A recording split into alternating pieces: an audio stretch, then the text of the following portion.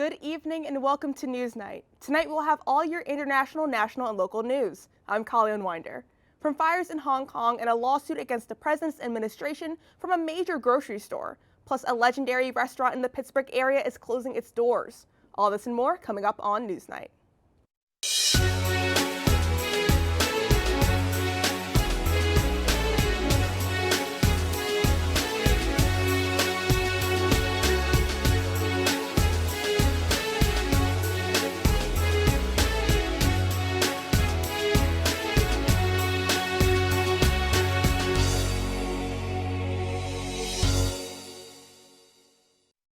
Thousands of Palestinians who are in need of aid will be able to leave Gaza through its main gateway, Rafah.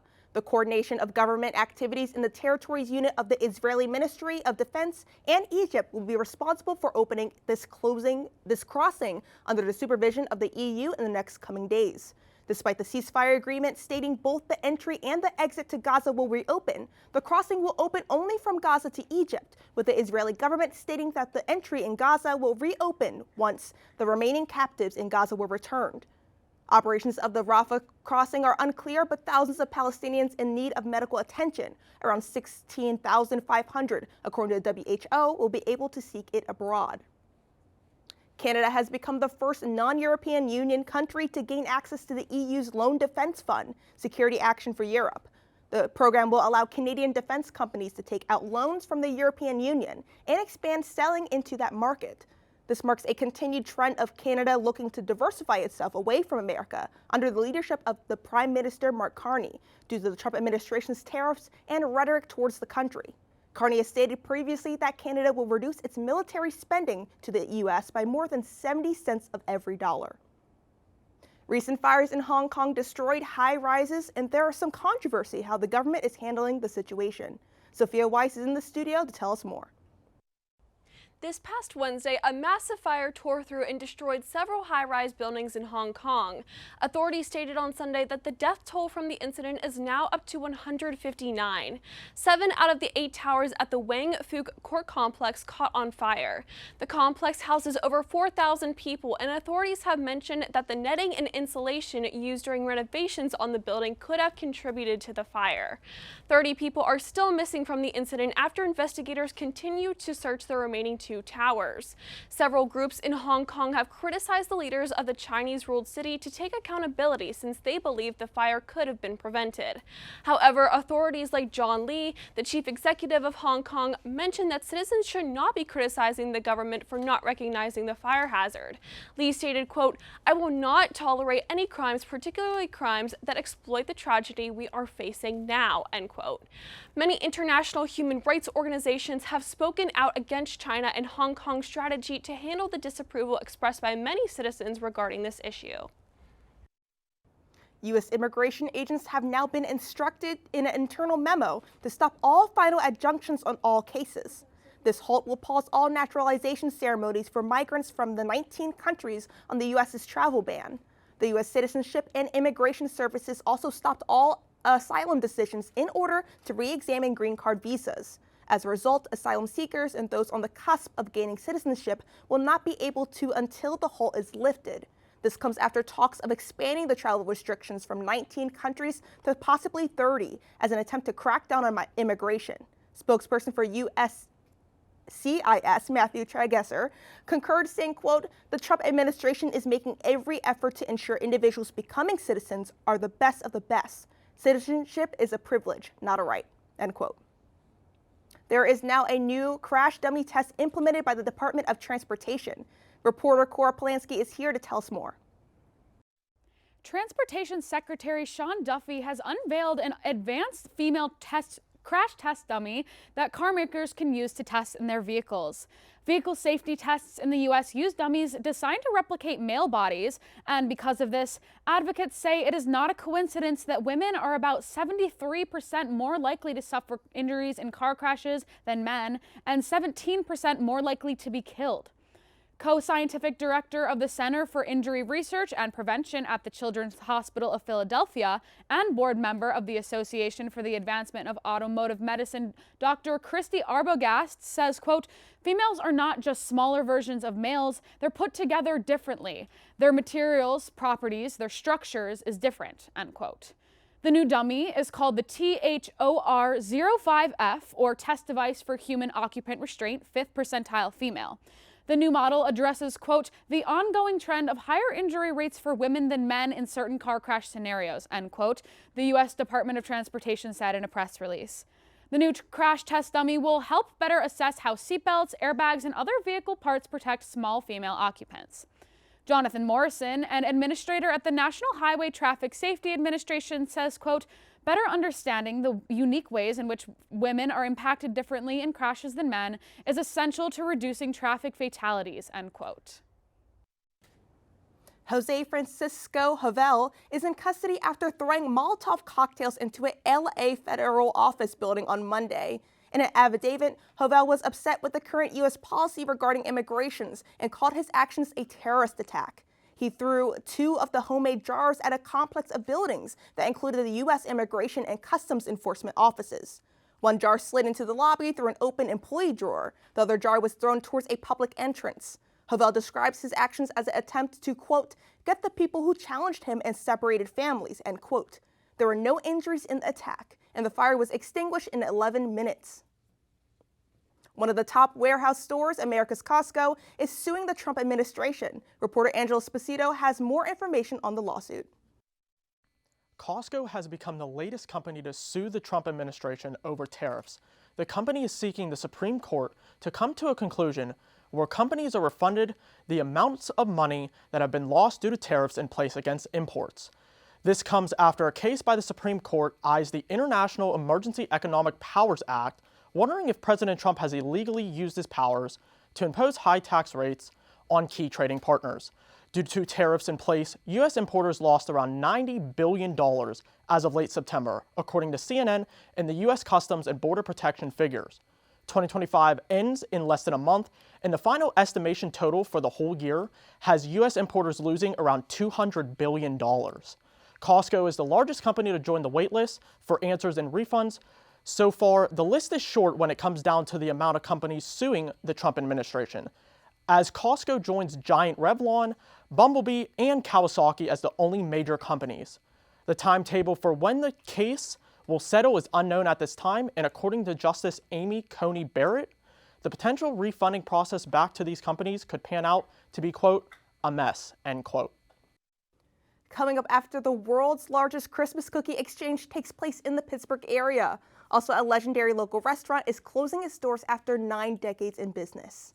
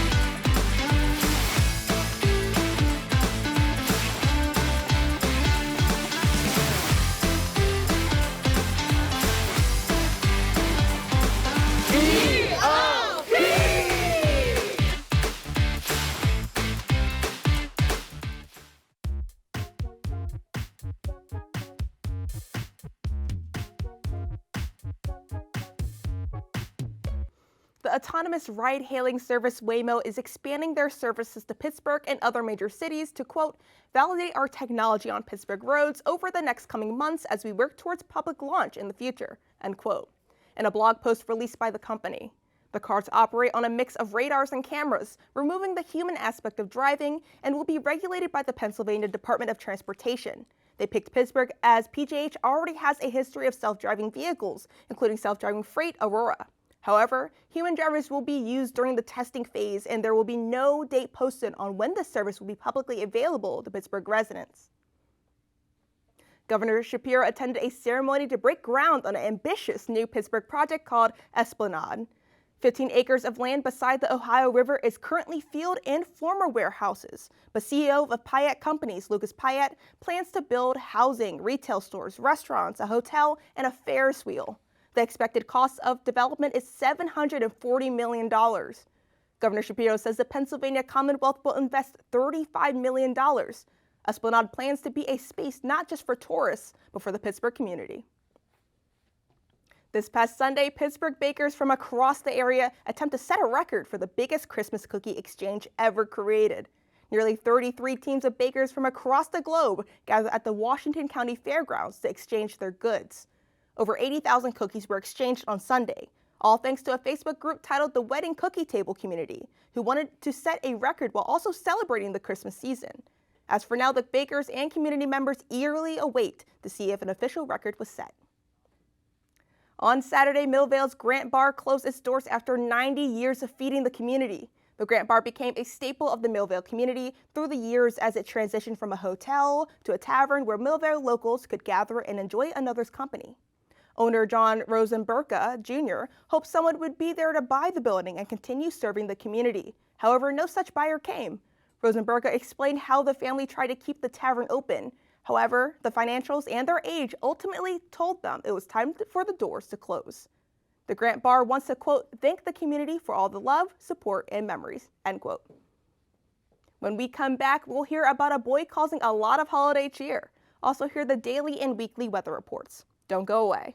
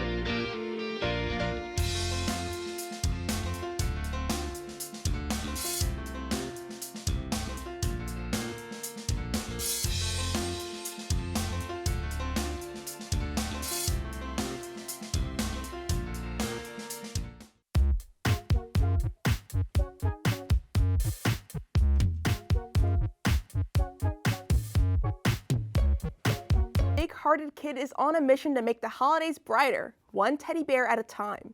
In Columbus, Ohio, 9-year-old Jack has gathered hundreds of teddy bears he plans to donate to young patients of Nationwide Children's Hospital this holiday season. His mission, which he calls Jack's Bravery Bears, aims to do just that, help kids feel a little bit braver. Jack said, quote, "It all started when our family volunteered last year making blankets for kids at Nationwide End," quote. From there, he wondered if the kids might like teddy bears too. Last year, he raised 445 bears, and this year, he hopes to reach the 500 mark. They also have a GoFundMe to help the cause. Every dollar places a bear and a bit of joy, he says, into the arms of a child who needs it most. After a cold and snowy week, what will the weather look like this upcoming week? First-time reporter Brianne Cupp has the daily and weekly weather forecast. Thanks, guys. I'm currently at Point State Park, where behind me the water's flowing. There's a massive Christmas tree waiting to be lit up. Now tomorrow we're expected to have a high of 35 and a low of 25 with sun in the morning, and it's going to progress into clouds during the afternoon. Now we're also expected to break the record of the coldest temperature recorded for tomorrow, with the record to break is 12 degrees, and the forecast is expected to be 11 degrees at 4 a.m. Now onto the weekly news. As we immerse ourselves into the holiday season, we will continue to see cold temperatures through the week. This weekend, expect a high in the mid-30s and low in the mid-20s. As the week continues, we will have similar temperatures, but with a mixture of snow and icy mix. Continue to bundle up when you head outside and try to stay warm. From Point State Park, I'm Brianne Cupp. Back to the desk. Thank you, Bree. As you know, I am graduating in about a week. This is the part of the show I've been cynically looking forward to since I started. I generally don't know the exact time I've been a NewsNight producer. I think it just happened, and because it's UView, just felt right. I always anticipated I was going to do this speech next to Ethan, but it turns out I'm poor and a good student, so I'm doing this early. First, Dale, you're the face I saw the most, you old fart. Honestly, you were what kept me going. Every time I saw you, no matter how tired or worse for wear I was, you always said, "Look at you, you look so happy, never lose that smile." Even though I became a jaded senior, you still look at me like I could brighten a room. Every now and then I get so down, like I can't go on, and you seeing me that way reminds me of who I want to be. Someone who smiles and sets a room on fire, and I'll never forget that. I can't begin to tell you all how many hours I put into this studio. Ethan, I don't think I've ever met someone that's so similar to me. While we may look and act different, I feel like we're telepathically connected. You're the best thing that ever happened to UView. You know exactly what to do, how to feel, how to be prepared, and while that's definitely different from me, I never felt more connected to someone in how we operate and what we see in the future of journalism, not only for UView, but beyond. Even looking back on us being roommates, we knew exactly how to cheer each other up, which was narcissism. You're gonna do amazing things, no matter how scared or unprepared you feel. You're gonna be integral to any company that takes you in. You're that important. To Jeff and Angelo, the producers we fought for, you're gonna do amazing things. Your dedication, your thoughtfulness is what we look for in new producers. This is the show everyone at UView looks for in quality and real life experience, and I'm confident you'll be the next producers to lead the way in getting everyone a job. Jeff, with your skillfulness in production and charisma, and Angela, with your constant need for improvement, you two will make the perfect team for the goals we strive to achieve and furthermore into your careers. More sappily towards NewsNight. Thank you. Thank you, Dale. More sappily towards NewsNight. Jules and Leslie, you two have been one of my best friends as well throughout college. UView, no matter how lame it sounds to everyone, really is a family. Knowing you're in my corner is what got me here today. You two have been with me through the worst times of my life and the best. You two will be at my wedding. You two will be aunts to my kids. Every single close friendship I've ever had will be integral parts of my life, and I could never repay that, even if journalism is not our path. I'm gonna miss you guys. I'm gonna miss UView. It's what I dreaded the most leaving college. I honestly can't imagine a life in my early 20s without any of you guys. Everyone here, knowing you're under the guidance of seniors and just seeing your progress and your drive towards your passion in a field that's nothing but passion is enough to know that not only the things I worked hundreds of hours towards will survive, but that you all will thrive, no doubt, in anything you achieve. The market is changing and the world is changing, but keep going no matter what, because you deserve to be happy. And if this dying, hopeful field is what you want to do, then grab it by the balls and go after at full speed with no regrets. Don't regret anything. I surely don't regret going my hardest, literally putting my blood, sweat, and tears into UView and journalism, because even if this is not my route in life, I'll be darned if I let this chance and the many more go because of this station go to waste. I love UView, and I love NewsNight, and I especially love the people that have shaped me and this station. Now that I'm all teary-eyed, thank you for tuning into this episode of NewsNight. If you want to see more, maybe not more of me, check out our social media pages on both Facebook and Instagram at UV Television. You can also check out more episodes on our YouTube channel and our website at uview.pointpark.edu. I'm Kalia Winder. For the last time, from everyone here at NewsNight, thank you for watching and have a great evening.